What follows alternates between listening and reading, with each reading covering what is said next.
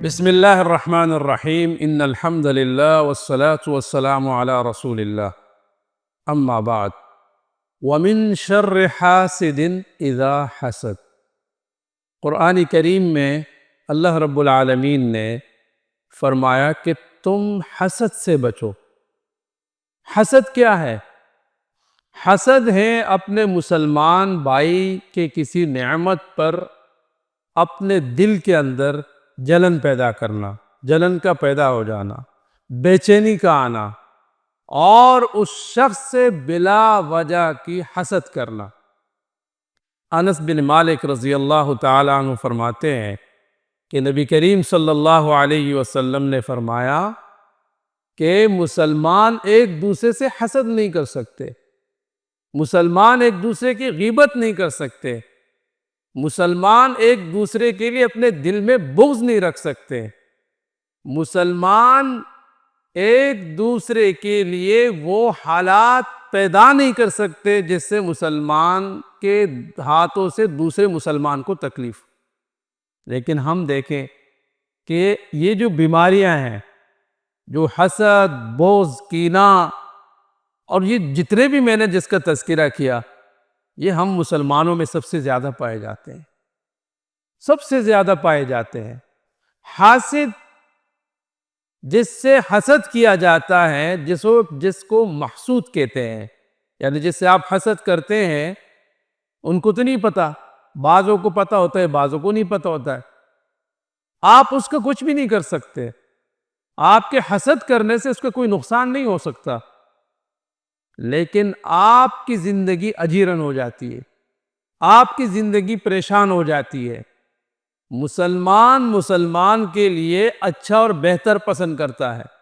اللہ کے حبیب صلی اللہ علیہ وسلم نے فرمایا کہ المسلم اخو المسلم، مسلمان تو مسلمان کا بھائی ہے۔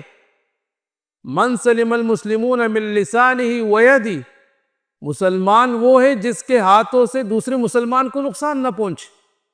لیکن ہمارے معاشرے کے اندر، ہمارے مسلمانوں میں گھروں کے اندر آپ دیکھیں حسد ہے، کینہ ہے، بغض ہیں، طرح طرح کی یہ روحانی بیماریاں ہیں۔ آپ ہمارے معاشرے میں دیکھیں تب بھی یہ سارے معاملات ہمیں نظر آتے ہیں۔ تو اس پہ سخت وعیدیں ہیں۔ جو حسد کرتا ہے، اللہ اس کے سکون کو، اس کے چین کو، اس کے آرام کو چھین لیتا ہے، وہ بے سکونی میں مبتلا ہو جاتا ہے۔ اور آپ جس سے حسد کرتے ہیں، آپ اس میں کوئی بھی کمی نہیں لا سکتے۔ آپ کے حسد کے وجہ سے اللہ ان کے درجات کو بلند کرتے ہیں، اللہ ان کی نعمتوں میں برکتیں ڈالتے ہیں، اللہ پاک ان کو اور اس سے زیادہ دے دیتا ہے، اور آپ اندر ہی اندر سے برباد ہو جاتے ہیں، خراب ہو جاتے ہیں، بے سکون ہو جاتے ہیں، بے آرام ہو جاتے ہیں۔ اس لیے ایک دوسرے سے حسد نہ کرے، چاہے وہ رشتہ دار ہو، غیر رشتہ دار ہو، کوئی بھی انسان مسلمان ہو، آپ ان کے لیے اچھا سوچیں اور اپنے لیے وہ چیز مانگے۔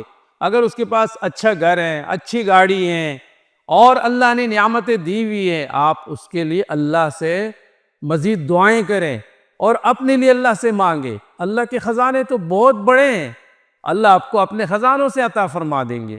اس لیے ہمیں چاہیے ہے کہ ہم حسد سے اپنے آپ کو بچائیں اور اس بیماری کا تذکرہ کریں۔ جن جن گھروں میں، جن جن دوستوں میں ہیں، ان کو تبلیغ کریں کہ آپ حسد سے نکل آئیں۔ اللہ جل جلالہ سے دعائیں بھی کیا کریں، اور اللہ پاک سے یہ دعا کرے، سورہ فلق اور سورہ ناس کثرت سے پڑھے۔ اگر کوئی آپ کے ساتھ بغض رکھتا ہے، حسد رکھتا ہے، کینہ رکھتا ہے، یہ ساری بیماریاں ہیں، بڑی بڑی بیماریاں۔